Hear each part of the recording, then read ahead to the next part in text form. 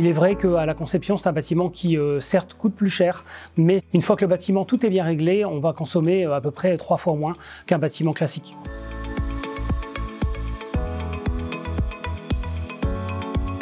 Nous nous trouvons dans un bâtiment qui accueille des apprentis et des adultes en formation. Donc c'est un centre de formation de la Chambre de métiers de l'artisanat des Hauts-de-France. Donc au total, c'est 900 apprenants, dont une centaine d'adultes. Ce bâtiment a été construit en 2018. L'idée était aussi surtout d'en faire un bâtiment qui soit autonome ou presque en énergie. Donc, ce qu'il faut savoir, c'est que nous sommes sur une zone humide avec en plus des carrières. Donc, c'est-à-dire qu'au départ, le projet s'était pas du tout gagné parce que il était frappé en fait par plusieurs clauses d'inconstructibilité. L'architecte, M. Collet, en a fait une force en posant ce bâtiment en fait sur 160 pieux dans lesquels vont traverser en fait le système de chauffage. On a également sur le toit des panneaux aérovoltaïques.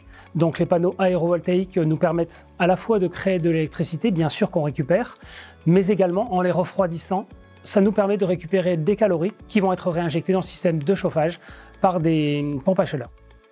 Et également des fenêtres à 3 vantaux qu'on appelle pariétodynamiques qui nous permettent de récupérer, ne serait-ce que par le rayonnement du soleil, en fait entre 4 et 5 degrés.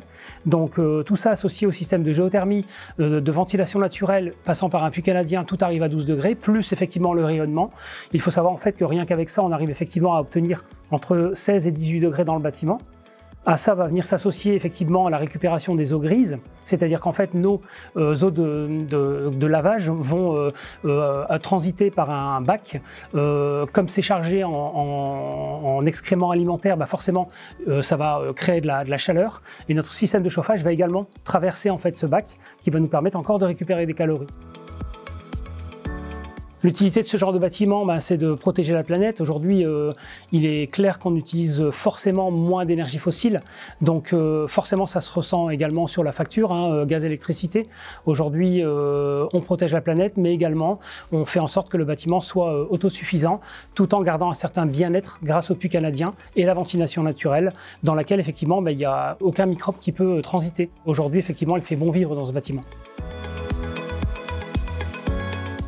Vous le savez, l'ambition de développement durable dans les Hauts-de-France, nous l'appelons Rêve 3, avec la volonté d'être une région qui soit leader, et notamment dans les enjeux de la construction et de la rénovation. Mais nous voulons aussi être une région exemplaire. Exemplaire, ça veut dire que nous-mêmes, dans nos réalisations, nous soyons à la mise en œuvre de cette ambition Rêve 3. C'est le cas avec ce bâtiment de l'URMA à Saint-Saulve, et grâce au cabinet Collet, on a pu réaliser une opération qui est tout à fait exemplaire. C'est comme ça qu'on bâtira cette ambition Rêve 3, cette région leader et exemplaire.